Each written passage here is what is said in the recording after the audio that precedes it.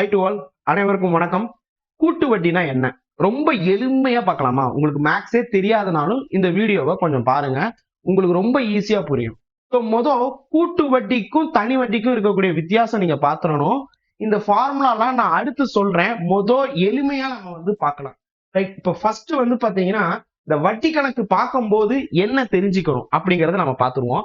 First நம்ம வீட்லயே பாத்தீங்கன்னா, பக்கத்து வீட்டுக்காரங்க 1000 ரூபாய் கடன் வாங்கியிருக்காங்க, இல்ல 10,000 ரூபாய் கடன் வாங்கியிருக்காங்கன்னு வச்சுக்கோங்க.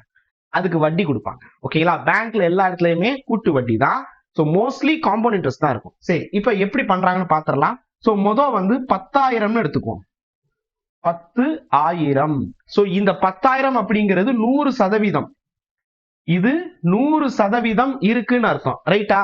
இப்ப நல்லா பாருங்க. இந்த கூட்டு வட்டியா இருக்கட்டும், தனி வட்டியா இருக்கட்டும், சதவீதம் கொடுத்திருப்பாங்க. இத்தனை வருடத்திற்கு, இத்தனை ஆண்டுக்குன்னு கொடுத்திருப்பாங்க, இல்ல இயர்ஸ்னு கொடுத்திருப்பாங்க, இல்ல அவங்களே 1.5 வருஷம், 18 மாதங்கள், 25 மாதங்கள் அப்படின்னு மாதத்திலையும் கொடுத்திருப்பாங்க. மாதத்துல கொடுத்திருந்தா அதை வருடத்துக்கு மாத்தணும். அதெல்லாம் அடுத்தடுத்து நான் சொல்றேன். முதல் இந்த 10,000 கொடுத்திருக்காங்க. இது 100%ன்னு அர்த்தம். அவங்க கொடுத்தது 100%. இப்ப கேட்கறது 10% இருந்தால், உங்கள் புரிதலுக்காக 10% போட்டிருக்கேன். இதுல 3%, 5%, 8% அப்படிலாம் கொடுப்பாங்க. 10% இருக்குன்னா, இப்ப நல்லா கவனிங்க. இந்த இடத்துல ஒரு சைபர் குறைஞ்சிருச்சா? 100ன்னு இருந்தது 10 மாறிடுச்சா? அப்போ ஒரு சைபரை நீக்கம் பண்ணீங்கன்னா 10,000த்துல 1000 தான் 10%. 10% இருக்கிறது 1000 ரூபாய். 10,000த்துல 10% 1000 ரூபானா, இப்ப கேட்கறது 1% கேட்கறாங்கன்னு வச்சுக்கோங்க. 1% அப்படிங்கிறது இப்ப 100ல இருந்து ஒரு சைபர் குறைஞ்சி 10, அந்த 10ல இருந்து ஒரு சைபர் குறைஞ்சி 1ன்னு ஆயிருக்கு. அப்ப 2 சைபர் குறைஞ்சிருக்கா? அப்ப இங்க பாத்தீங்கன்னா திருப்பி ஒரு சைபரை நீங்க குறைச்சிட்டீங்கன்னா வரக்கூடியதுதான் 100 ரூபாய். அப்ப 10,000த்துல 1% கேட்டா எத்தனை சைபர் குறைக்கணும்? 2 சைபர். 100ல இருந்து 1 மாத்துறாங்க. அப்ப இப்ப திடீர்னு 5% கேட்டா என்ன சார் பண்ண அப்படின்னு கேட்டா, இப்ப 10% கொடுத்திருக்காங்களா, இதுல பாதி தான் பாத்தீங்கன்னா 5%. இப்ப 5% கேக்குறாங்கன்னா ஒண்ணு நீங்க 1ல இருந்து 5 × 5 பண்ணீங்கன்னா 5% வந்துடும். இப்ப 1ல 100 ரூபான்னு சொல்லியிருக்காங்க. அப்ப 5%ங்கிறது 500 ரூபாய். இப்ப இப்படியும் போகலாம். 10%ன்னு கொடுத்திருக்காங்களா, இப்ப 10%த்துல பாதி தான் 5%. அப்ப 1000 ரூபாயில பாதி தான் 500. அப்படியும் பண்ணலாம். ஓகேங்களா? இப்ப கான்செப்ட் புரிஞ்சிருச்சா? இப்ப பாருங்க, உங்களுக்கு சிம்பிளா சொல்றேன். எளிய வட்டி பாக்குறதுக்கு இந்த சதவீதம் ரொம்ப முக்கியம். எங்க வேணாலும் இந்த சதவீதம் வச்சு ஒரு கொஸ்டின் கேட்பாங்க. இப்ப நீங்க தெரிஞ்சுக்கிட்டீங்கன்னா அர்த்தம். சரி, இப்ப அடுத்தது இப்ப பாருங்க, அதே 10,000 வச்சு நான் சொல்றேன். ரொம்ப எளிமையா சொல்றேன். இப்ப ஒரு கேள்வி கொடுக்குறாங்க. 10,000 ரூபாய் தான் அசலா இருக்கு. 10,000 ரூபாய் அசலாக 2 இடத்துலயும் இருக்கு. இங்கேயும் 10,000 ரூபாய், இங்கேயும் 10,000 ரூபாய். 10K 10,000 அர்த்தம். ஓகேங்களா? இப்ப என்ன கேட்டிருக்காங்க? இப்ப 10,000 ரூபாய் கொடுத்திருக்கோம் 3 வருஷத்துக்கு. டேர்ம் அப்படிங்கிறது 3 years. இப்ப நல்லா கவனிச்சு பாருங்க. கொடுத்தது என்ன கிவன் அப்படின்னு கொடுத்தாச்சு. இப்ப நான் தனி வட்டியும் கொடுத்திருக்கேன், கூட்டு வட்டியும் கொடுத்திருக்கேன். இதுக்கு ஃபார்முலா என்ன சார்? PNR/100 இருக்கட்டும், இந்த ஃபார்முலாவா இருக்கட்டும், எல்லாத்தையும் ஒரு பக்கம் ஒதுக்கி வச்சிருங்க. நான் சொல்றது கான்செப்ட் புரிஞ்சுக்கோங்க போதும். ஓகேங்களா? சரி, இப்ப இங்க பாருங்க, கொடுத்தது இங்க இருக்கு. இப்ப இங்க கேட்கறது பாத்தீங்கன்னா, இந்த இதுல எத்தனை சதவீத வட்டின்னு கொடுத்தாங்க. கூட்டு வட்டி என்ன? சிம்பிள் இன்ட்ரெஸ்ட் கண்டுபிடிக்கணும், காம்பவுண்ட் இன்ட்ரெஸ்ட் கண்டுபிடிக்கணும். இப்ப நம்ம தெரிஞ்சுக்க வேண்டியதெல்லாம் PNR/100 போக வேணாம். ஓகேங்களா? கொடுத்திருக்கிறது 10,000. 10% என்ன? நான் முன்னாடியே சொல்லிட்டேன். 10%ங்கிறது ஒரு சைபர் அடிச்சீங்கன்னா 10% கிடைச்சிடும். ஓகேங்களா? அப்ப 10% அப்படிங்கிறது 1000. எத்தனை வருஷம் கொடுத்திருக்காங்க? 3 வருஷம் கேட்டிருக்காங்க. ஓகேங்களா? இப்ப ஒரு வருஷத்துக்கு 1000 ரூபாய் சேருதுன்னா 3 வருஷத்துக்கு அப்படியே மல்டிப்ளை பண்ணிட்டு 3000ன்னு போட்டுடலாம். ஓகேங்களா? 3 வருஷத்துக்கு 3000. இது தனி வட்டிக்கு அவ்வளவுதான். 3 வருஷத்துக்கு 3000. மொத்த தொகை எவ்வளவுன்னு கேட்டா 10,000த்துல 3000த்தை ஆட் பண்ணுங்க. அமௌண்ட் கேட்கறாங்கன்னு வச்சுக்கோங்க. இப்ப வட்டி மட்டும் கேட்டா 3000. ஓகேங்களா? அதாவது SI மட்டும் கேட்டா 3000. அதுவே மொத்த அமௌண்ட்டும் சேர்த்து அப்படின்னு கேட்டா 10,000தோட 3000மும் நீங்க சேர்க்கணும். சேர்த்தீங்கன்னா 13,000ன்னு வரும். இதுதான் தனி வட்டி. இப்ப கூட்டு வட்டிக்கு வரலாம்.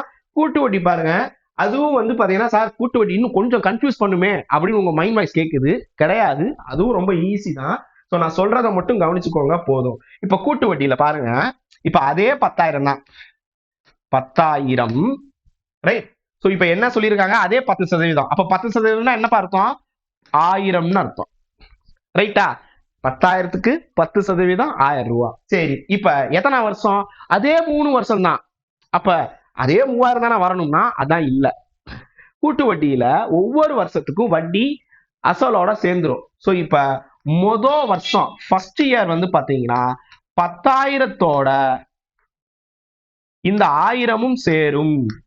அப்ப முதல் வருடமே நமக்கு கிடைக்கக்கூடிய தொகை எவ்வளவு அப்படின்னு கேட்டா 11,000 ரைட்டா?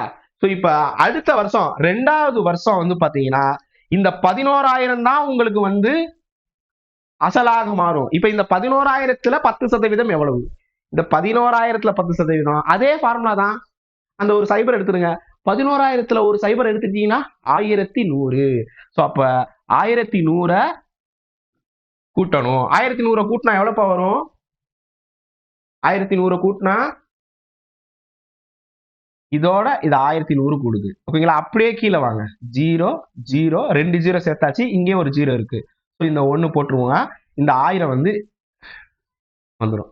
ஸோ 12,100. ஓகேங்களா? இப்ப 3வது வருஷம் வருது, தேர்ட் இயர். இப்ப 12,100ல 10% எவ்வளவு, ஒரு சைபர் எடுத்துருங்க, 1210. ஓகே, இப்ப என்ன கேக்குறாங்க, 3 வருஷத்துக்கு எவ்வளவு கூட்டு வட்டின்னு கேட்டிருக்காங்க. சோ இப்ப இங்க பாருங்க, இந்த 12,000த்துல தான் 12,100ன்னு இருக்கு, இதோட இந்த 1000 இது சேரும். சோ உங்களுக்கு செய்யறது கொஞ்சம் இதா இருந்துச்சுன்னா அப்படியே கீழே எழுதிக்கோங்க, 0 1 3 3 1 13,310. அவ்வளவுதான். இப்ப இங்க பாருங்க, இங்க அமௌண்ட் எவ்வளவு இருக்கு, வெறும் 13,000. வெறும் 13,000 எங்க, தனி வட்டிக்கு. கூட்டு வட்டிக்கு 13,310. இப்ப கேள்வி என்ன கேட்பாங்கன்னா, கூட்டு வட்டிக்கும் தனி வட்டிக்கும் உள்ள வித்தியாசம் எவ்வளவுன்னு கேட்பான். இப்ப இத ரெண்டையும் மைனஸ் பண்ணீங்கன்னா உங்களுக்கு வந்துடும். கொஸ்டினை இப்படிதான் டிஎன்பிஎஸ்சி கேட்பாங்க, இந்த ரெண்டுத்துக்கும் உள்ள வித்தியாசம் எவ்வளவு. 3 வருஷம் வரைக்கும் தான் கேட்பாங்க சார். 3 வருஷங்கிறதுனால போட்டீங்களே, 3 வருஷம் தான் கேட்பாங்க. 4 வருடம்ங்கிறது ரொம்ப ரேர் கேட்கறதுக்கு, ரொம்ப ரொம்ப ரேர்.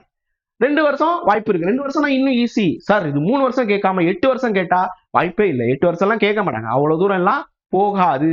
சோ இந்த ரெண்டுத்துக்குமான வித்தியாசம் எவ்வளவுப்பா, 310. இப்ப இதுதான் ஆன்சர்.